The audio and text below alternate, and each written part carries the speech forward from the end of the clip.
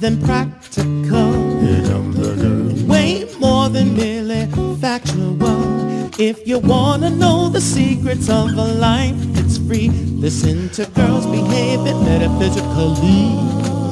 Listen to Girls Behaving Metaphysically.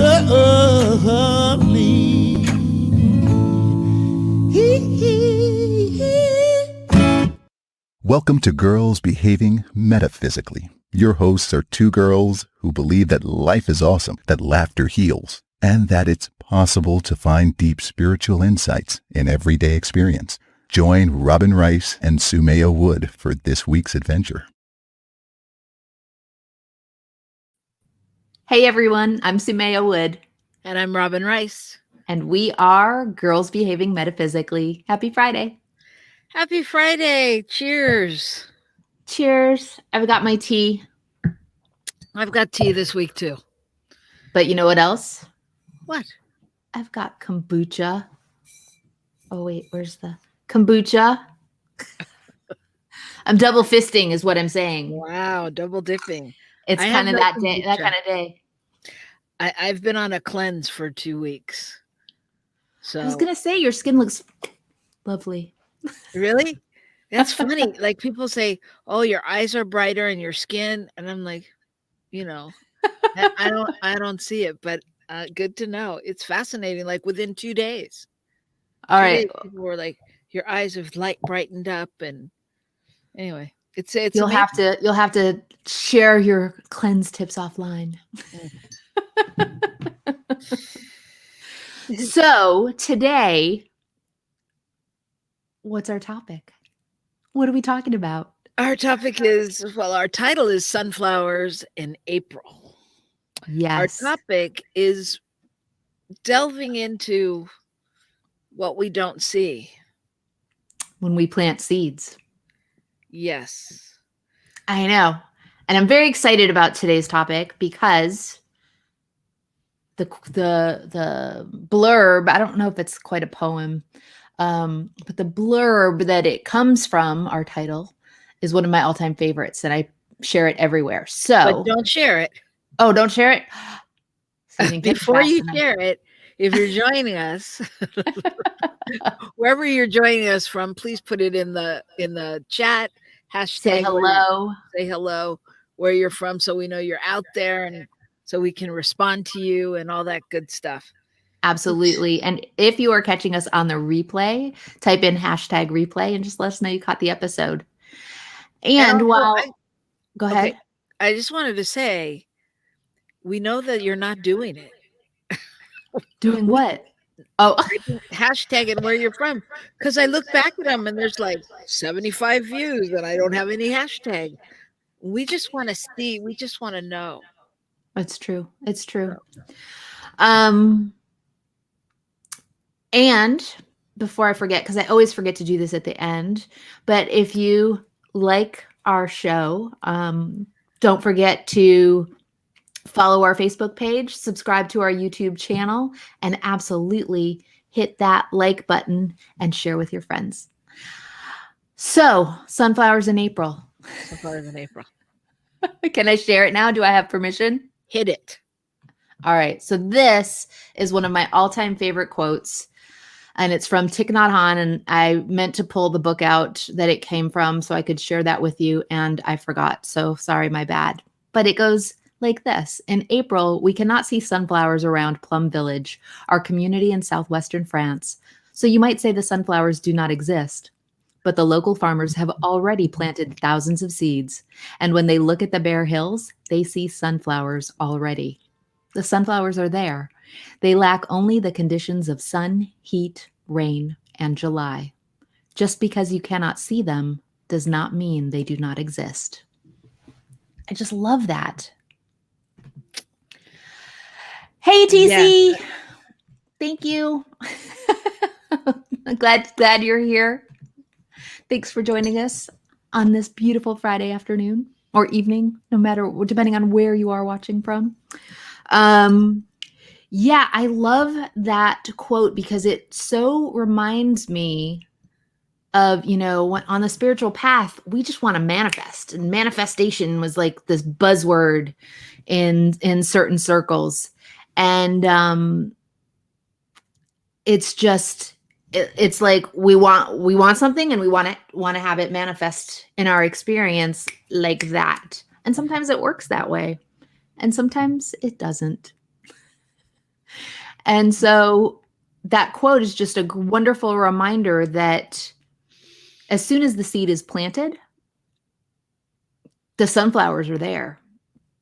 As soon as the seed is planted, just because we can't see them doesn't mean they don't exist. So just because we can't see whatever seeds we've planted in our own gardens, just because we can't see them, touch them, smell them, whatever it is, doesn't mean they're not there.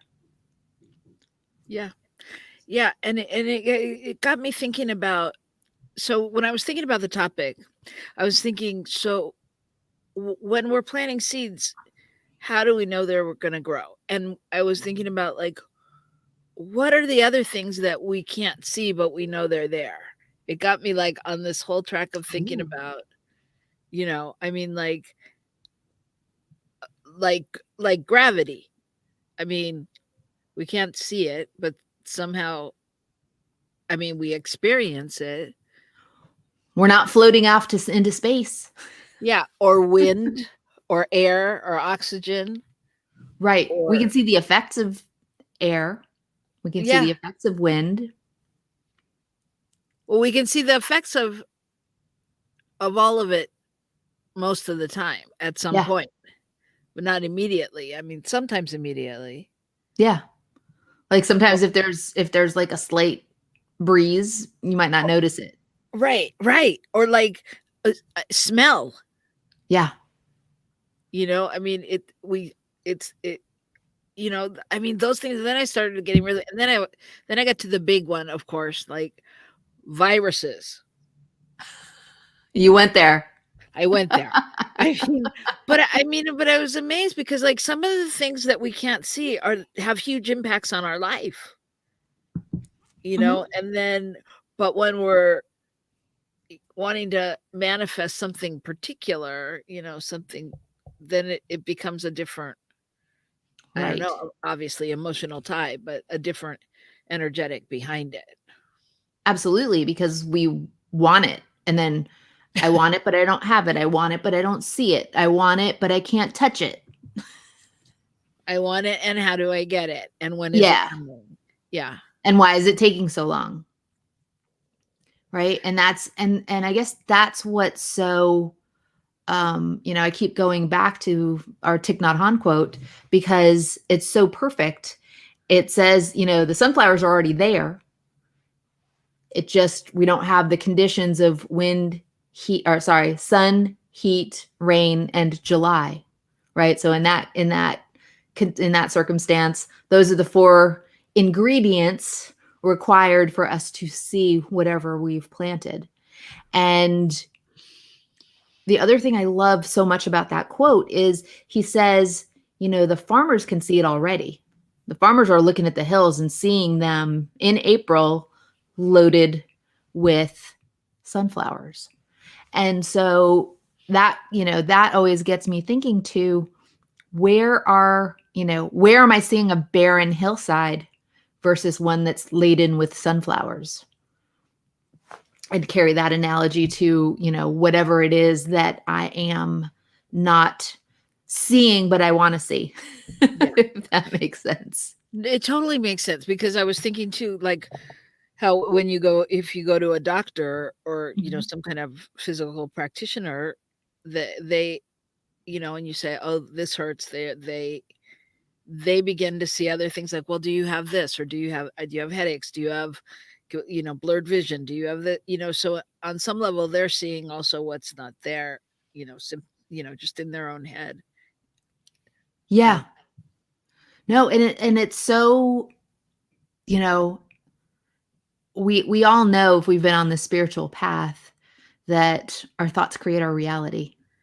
And how often, and this is something I have to remind myself of all the time, how often am I focused on what appears to be missing and the fact that it appears to be missing versus the now havingness of whatever it is, whether it's a thing or an experience, whatever it is.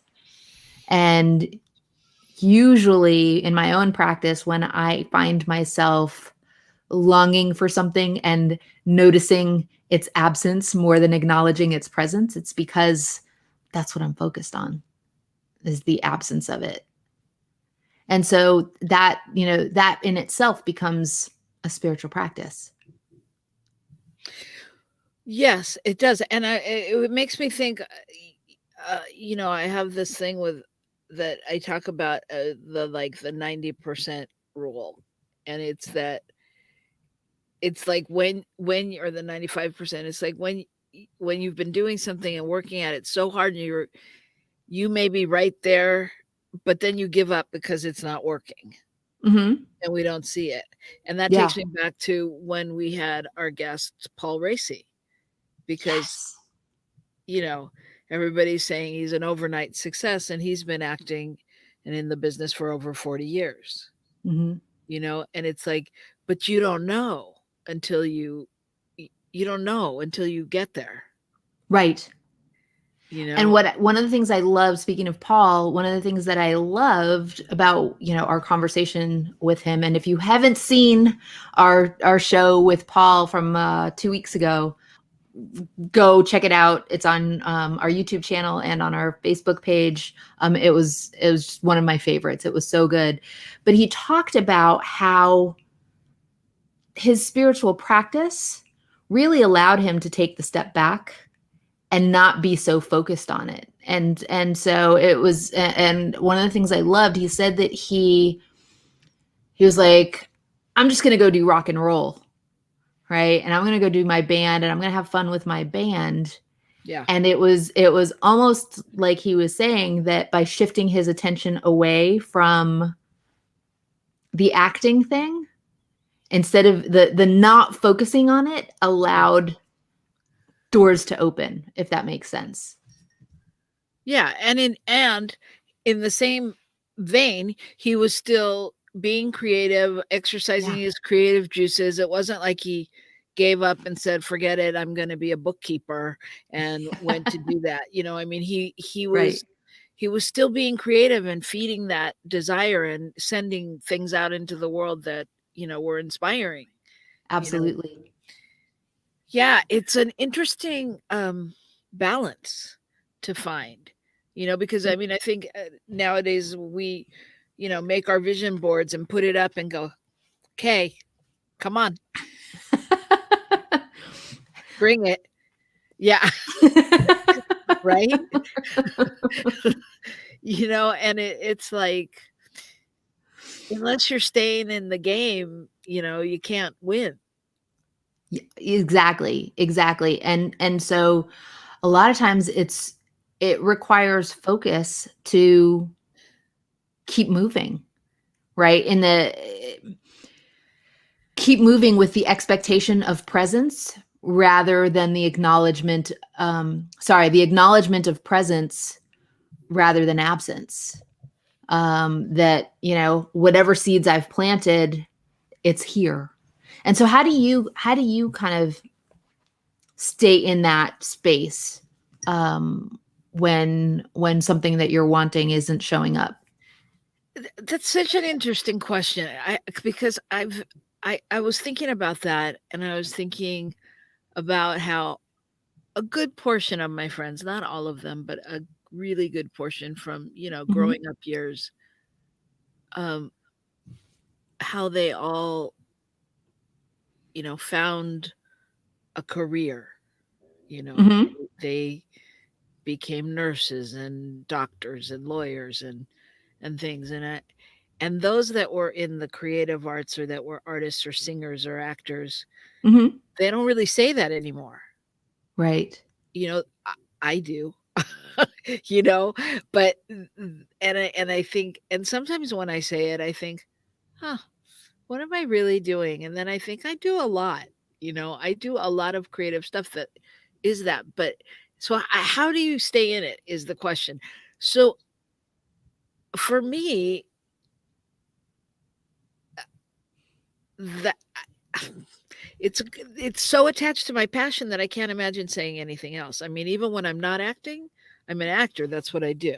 I'm Mhm. an artist. I'm a, whatever creative thing I am, and I can't be separated from that. And I think for me it's a knowing and just a commitment to that. Mhm. Um so that doesn't help people that don't have that commitment. I'm Well, so how sorry. does your commitment ever waver? Do you ever No, find it wavering? it really doesn't. I mean, am I always pleased with the outcome as an actor, or am I always pursuing that? Mhm. N- But it doesn't waver as that being what I do, what I want to do, who I am.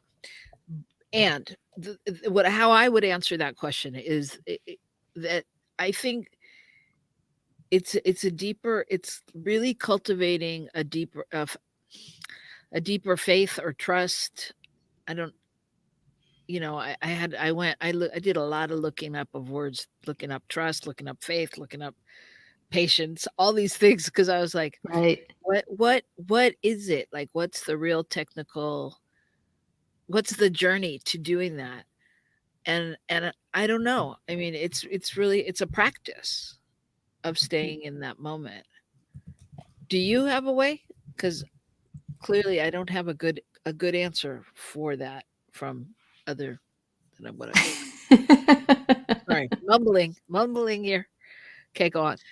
Well, I think it goes back to faith.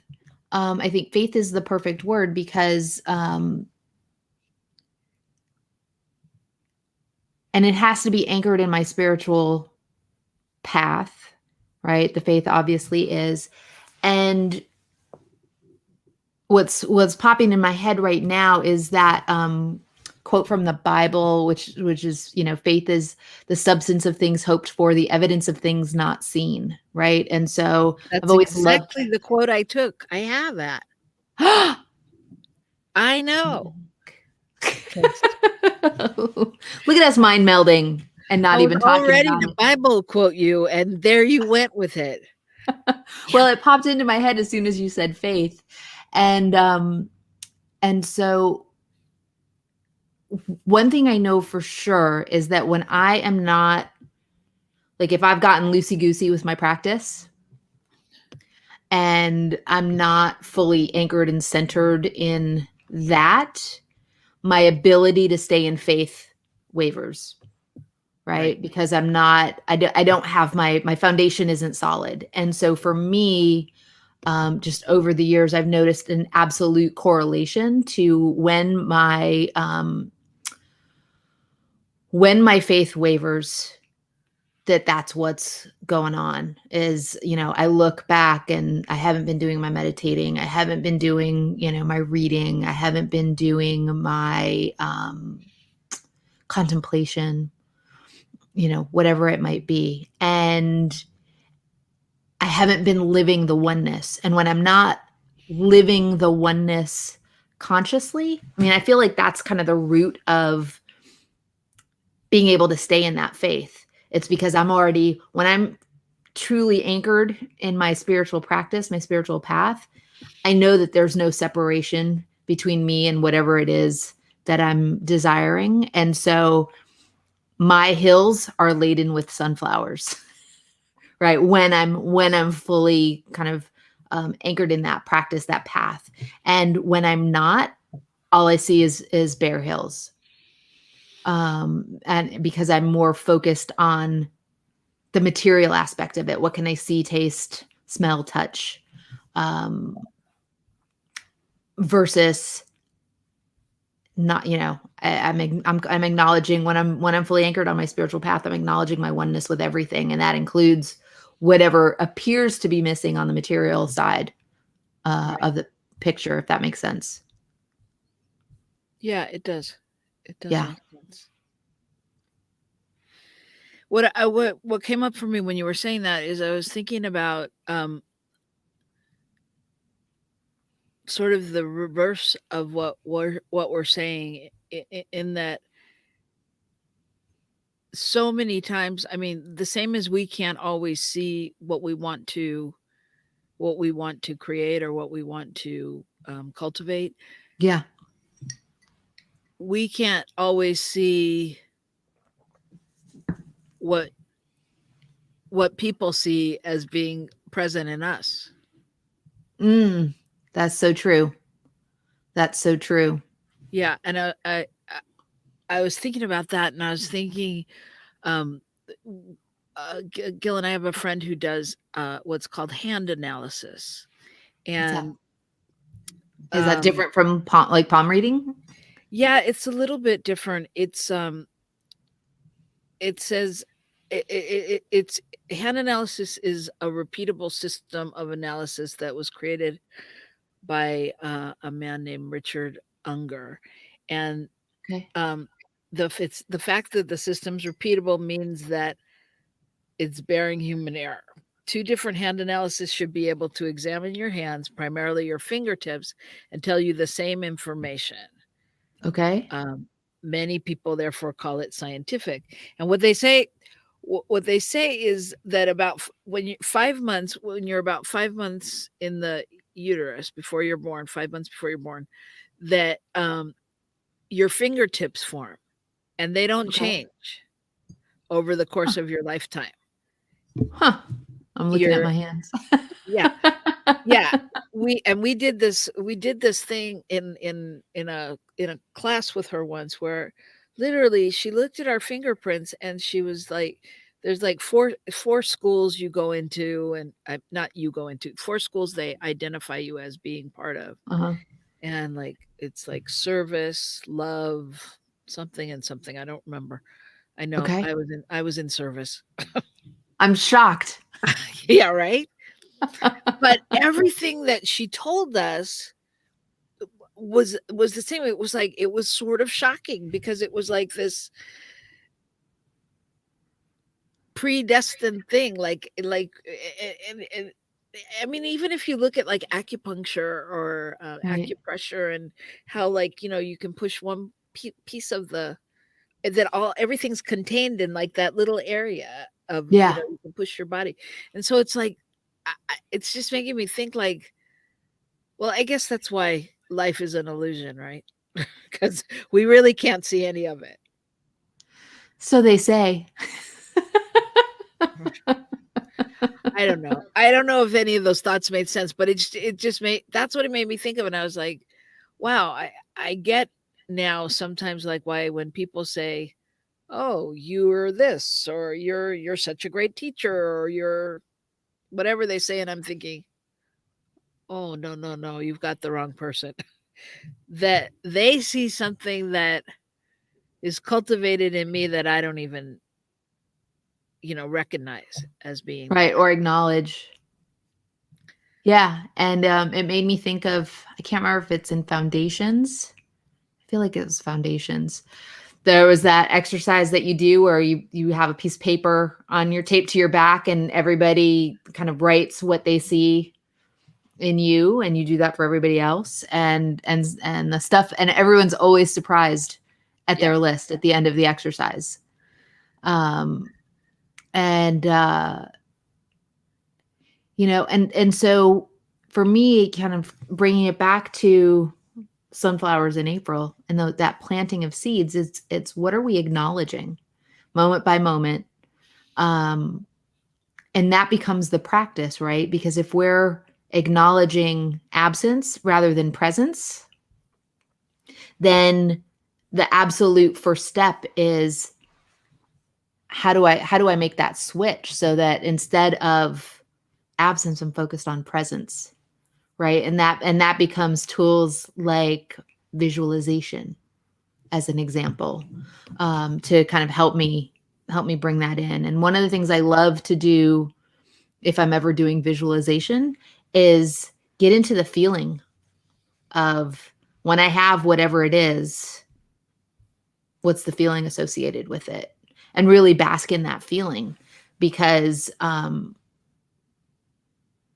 when we start to kind of peel back the layers of why we want something, very rare, especially if it's something like material, like very rarely is the real reason, if we kind of keep digging into the why behind why we want it. It's always like we want to feel a certain way, or we think having the new home, the new car, the new job, the new whatever is going to lift us up in some way, shape, or form. Right. It's going to make us feel happy. Right. And so kind of if we begin with the end in mind, there's nothing that stops us from experiencing that feeling now. And then that paradoxically seems to open the door to whatever it is that we're looking for out there. Yes. And what you're saying reminds me, like, it's really like that stage of doing or being. Yes, exactly.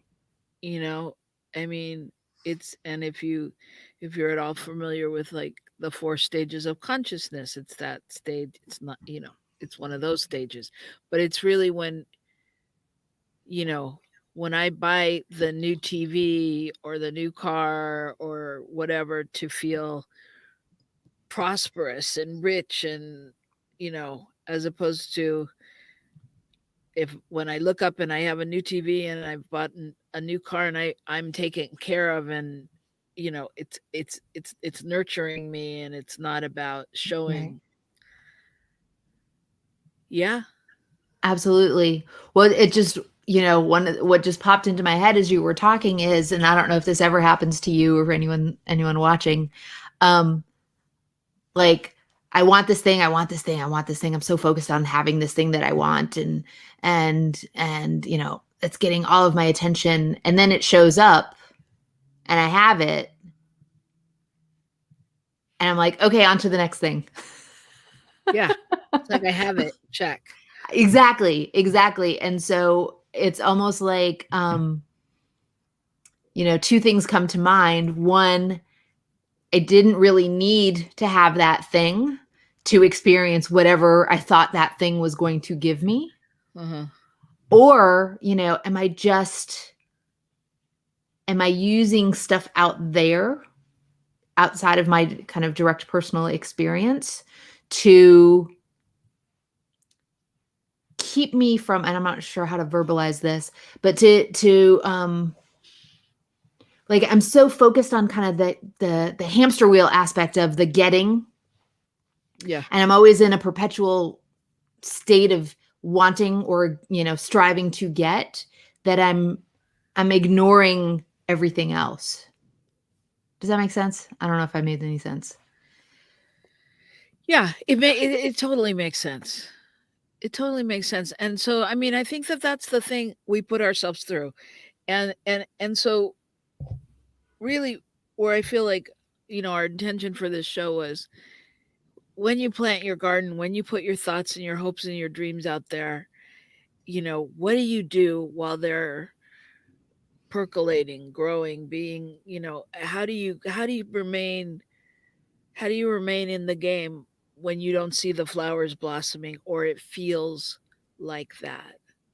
Mm-hmm. And so I think it is really important, like, to cultivate faith, and you spoke kind of to practice, to have a practice. What is your Mm-hmm. practice? And where do we go? Where do we just look out the window and go, yep, garden's not growing yet, and shut the window? Like, how do we take care of our dream? It's kind of like, how do you romance your dreams and your goals, as opposed to, we're, okay, I'll speak for myself, but I feel that this culture, we're a little entitled. It's like, we are used to, being able to, to order on Amazon and it shows up Yeah. the next day, you Yeah. know? And how do we really, like, nurture something that takes time, and and vision.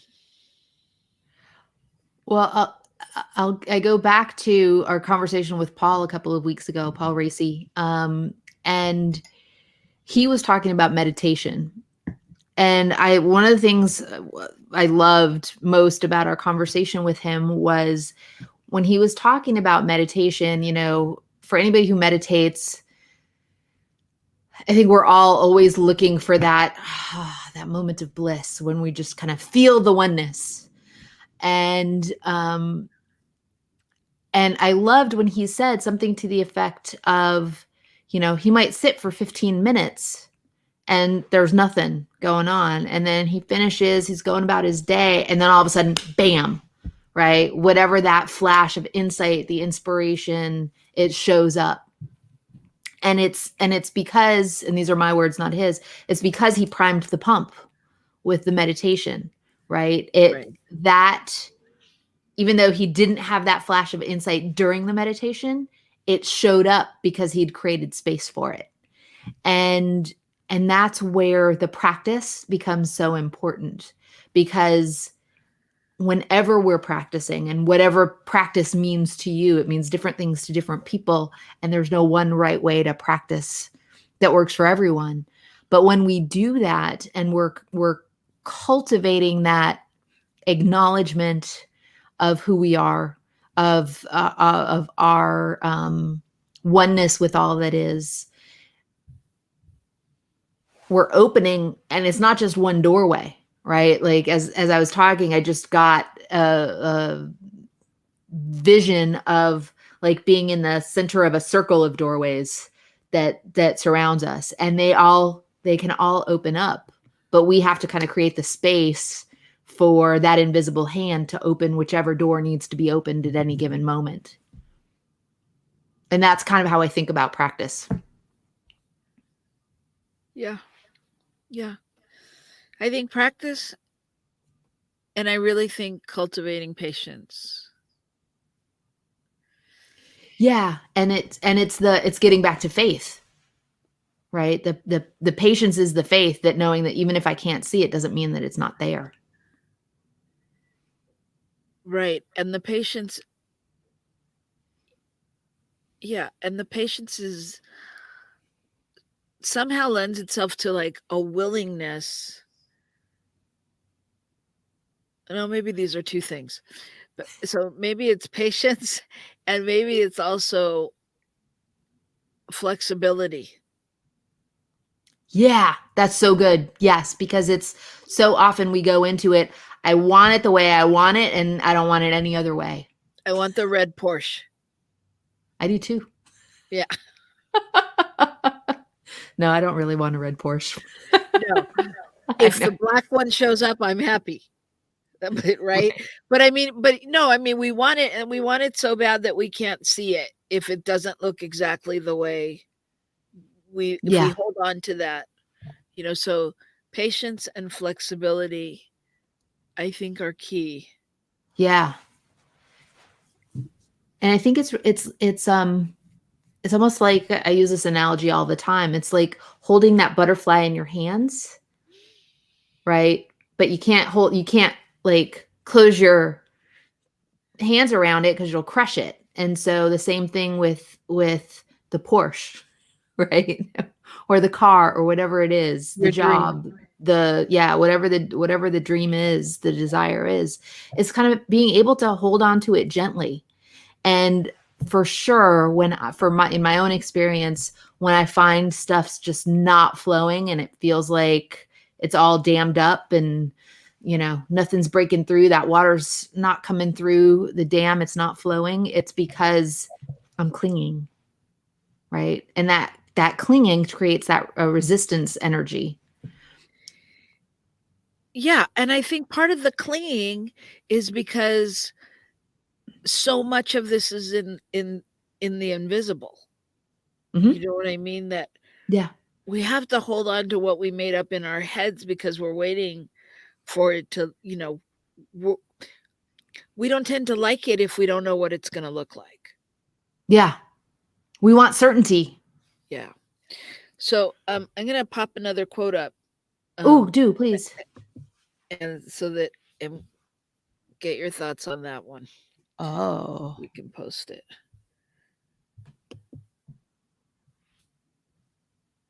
So we do not look at the troubles we can see now. Rather, we fix our gaze on things that cannot be seen. For the things we see now will soon be gone, but the things we cannot see will last forever. Yes. And that's Right? from it's from 2 Corinthians. I see it got cut off. 2 Corinthians 4:18. Yes. Yeah. I mean, it's totally true. It's the and that kind of really ties back nicely to what we were talking about earlier of what's the feeling, right? Because that feeling, the material stuff is always going to be ephemeral, right? It's going to be fleeting, and it's the eternal stuff, and kind of I think of that with am I looking to experience more joy, and that's why I want whatever it is. Maybe that's why I want my red Porsche. Because I want more joy. But there's nothing that's stopping me from experiencing joy right now. And that's the thing that is eternal. It's going to last forever if we stick with that quote from 2 Corinthians. Yeah. I love it. What spoke to you about that? Um, And I'm sorry, I've just got to say before you go ahead, it's totally tripping me out that you're bringing Bible stuff to the table. Who are you? What have you done with my Robin? not only that, did you see me? I pushed the tech button and put it up on the screen. I did. No, I did too. Oh, you did? Okay, we did it together. We did it together. All right. So, anyways, enough about us. What spoke to me, I think, was the part about for the things we see now will soon be gone, but the things we cannot see will last forever. And it just made me think about the sky and the ocean and the things that I don't know how they got here, Yeah. but I know that when I'm gone, they'll be there. I don't, if I build a house, that may not be there, but I know that there are things that will be here, and I don't know. It just spoke to me because I think again, I go to just the illusions that we hold in our life and about our life, and how I think I'm in control of things, Yeah. you know. That's going to be a whole separate show. Control. One of my favorite quotes is, "We make plans, God laughs." Yeah. It's true. So, I mean, that's what I mean. I think that again, I go to, it's a practice. It's a practice of, being able to vision or visualize or make your board or do whatever process you do. And on some level to let that go, but to be aware as the signs begin to fall into place. I think what we put our intention and attention on is what comes up. So if I'm focused on that red Porsche, or if I'm focused on I really need transportation, somehow things are going to fall into line, Right. that align with that, whether it looks exactly the way I want it to, or whether I just get a bus pass gifted to me. Right. It's being able to move in the flow. It's like we're all in this sacred, silent, unidentifiable partnership, Yeah. with the divine, and we don't always know what's going to happen next, but we know that we're taken care of, or we know that there's a plan, or we hope that there is, or whatever stage we're at with it. Right. Absolutely. Absolutely. So just to do a quick recap, it's really, acknowledging those sunflowers on the hill right after the seeds are planted, not not, focusing and looking at the barren hill and waiting. Oh, go ahead. I was just saying, not giving up on them. Yeah. Not giving up. My time and God's time or the universe's time or spirit's time rarely align. You too, huh? I mean, so it's like, it's again, we're back to patience. It's like, I don't, it's really staying in it when your heart and your soul and your desires and your intentions tell you, this is it. This is where you're supposed to be. This is Yep. what you came to do.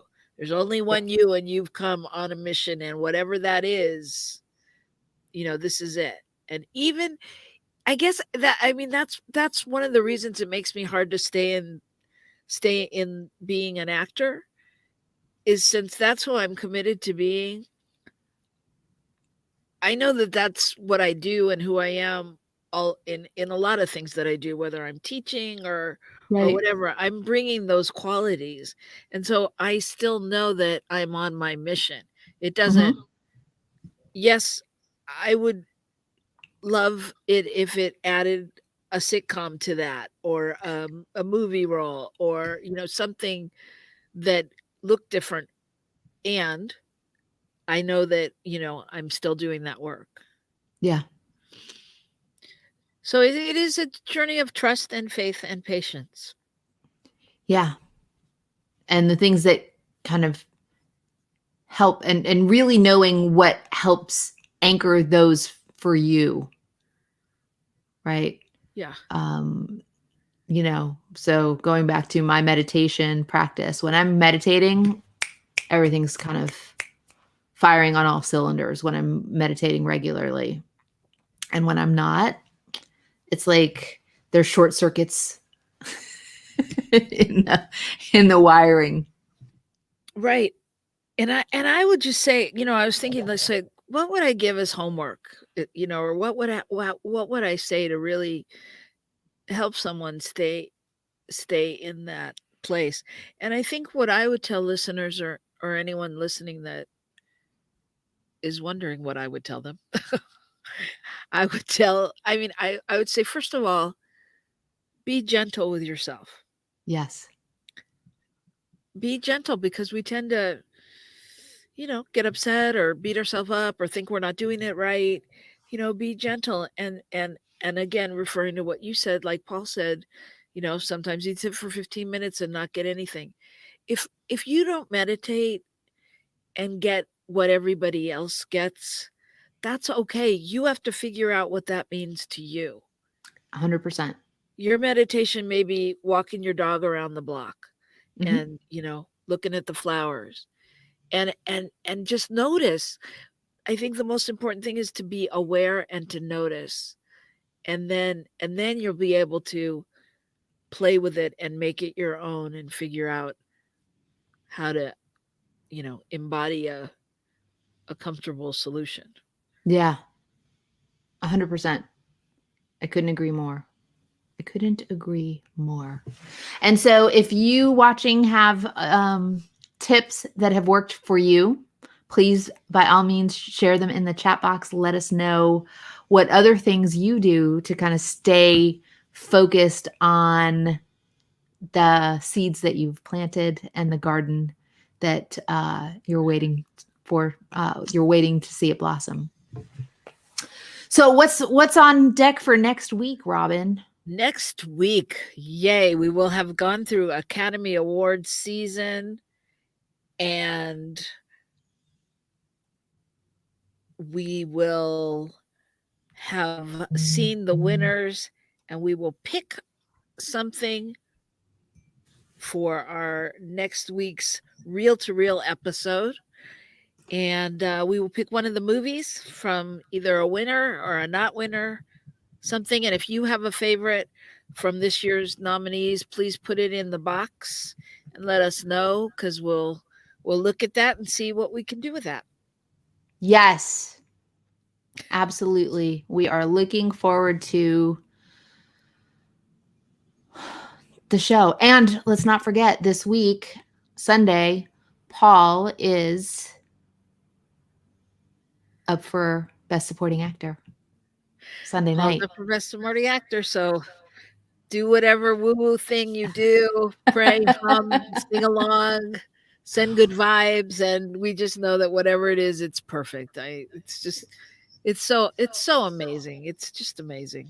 I know. And if you haven't seen, totally just blanked on the name. The Sound of Metal. Thank you, Sound of Metal. I'm like, I could see the movie poster. If you haven't seen Sound of Metal, go definitely check it out. It's on Amazon Video. Yes. All right. I think Anything that's it. else? I think we are complete. Yes.